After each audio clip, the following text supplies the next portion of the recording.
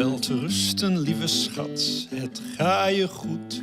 Onze storm is uitgewoed, je hebt je schoten gehad. Mijn liefdesbedrijf was warm en nat, het zaad spatte in overvloed. Maar ik ga nu weg, omdat ik verder moet. Geniet nog maar lekker na van al dat gesputter en gespat. Wat maakt van mij deze titel, Jan Kobus? Ja, je moet je een beetje indenken en ik heb goede hoop. Is dit een document voor de eeuwigheid? Nee, dat gaat meer over dat ik voor de eeuwigheid ben. Ja. Ik heb nog geen plan verder, dus dan moet dat maar. Zo staat Wolf. Voor de eeuwigheid leven? Meteen van die hele moeilijke vragen, Willem. Doe verzins aan titel. Dood is ook maar dood, daar heeft niks aan. Dus, maar het is wel rustig misschien. Maar, maar als je net weet dat het rustig is en helemaal niks, dan wat bedoelt er dan horen?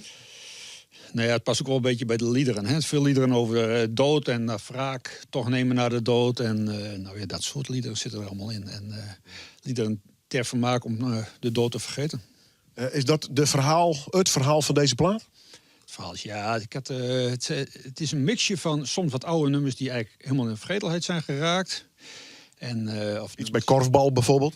Precies. En ook daar is meer een nummer van, daar was ik eigenlijk niet tevreden hoe het was opgenomen ooit. Dus, en een aantal nieuwe nummers en dat is een soort mix. En allemaal wat maffe, morbide nummers zijn het allemaal, over het algemeen.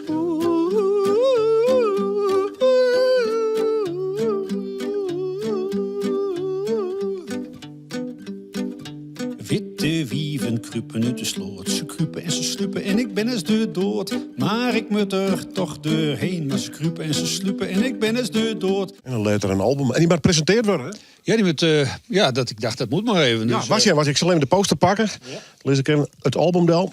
Want het feestje, dames en heren, is 16 februari. Het zal alweer plakvinden in Neushoorn, hier in Ljouwert. Voor de eeuwigheid. Misschien ook wel een concert voor de eeuwigheid, je weet het maar nooit. Ja, ik hoop het. Het concert van het jaar al, het zal leuk wezen. Hè? Ik luister dus wat muzikanten vrijgehaast om mij te doen aan die mickies. Ja, was ik druk mee bezig, maar in ieder geval Julian Dijkstra en Sander Veldman gaan meedoen. Dus ik speel in de eerste set integraal het nieuwe album. En in de tweede set gaan we met z'n drieën ook wat doen. En dat zou je bijna denken dat Deun Verzeun is. Een dag zo vol indrukken, vergeet me niet licht.